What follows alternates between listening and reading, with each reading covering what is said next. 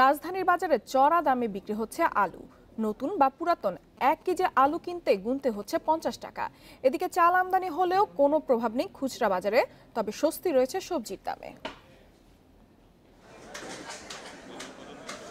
বাজারে নতুন আলু এসেছে বেশ আগে, পাশাপাশি কেনা যাচ্ছে পুরাতন আলুও। তবে ক্রেতাদের জন্য নেই সুখবর। সরকারিভাবে আলুর দাম নির্ধারণে কয়েক মাস পার হয়েছে। খুচরা বাজারে এখনও নতুন পুরাতন 1 কেজি আলু কিনতে হচ্ছে 50 টাকায়। বাড়তি দামের কোনো সদুত্তর নেই বিক্রেতাদের, ক্ষুব্ধ ক্রেতারা।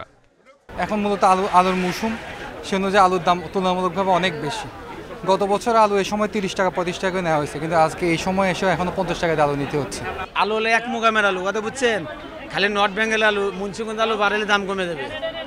দেশে চাল উদ্বৃত্তের কথা বলা হলেও বাজারে কিনতে হচ্ছে বেশি দামে। এরই মধ্যে 4000 টন চাল আমদানি হলেও রাজধানী বাজারে প্রভাব নেই। মিনিকেট বিক্রি হচ্ছে 60 টাকার বেশি কেজি, আর মোটা চালের কেজি 50 টাকা। বাজার নিয়ন্ত্রণে বাণিজ্য কৃষি মন্ত্রণালয়ের সঙ্গে কাজ চলছে, বলছেন খাদ্য সচিব।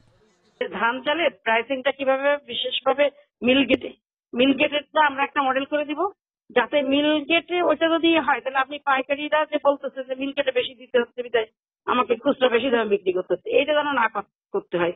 তো আমরা এখন আপাতত চেষ্টা করছি যে যেন ওই কমিটি প্রতি মাসে মাসে বসে তারা এটা পর্যালোচনা।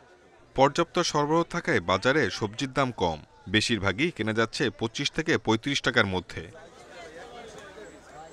Shahid Ahmed, independent news, Dhaka.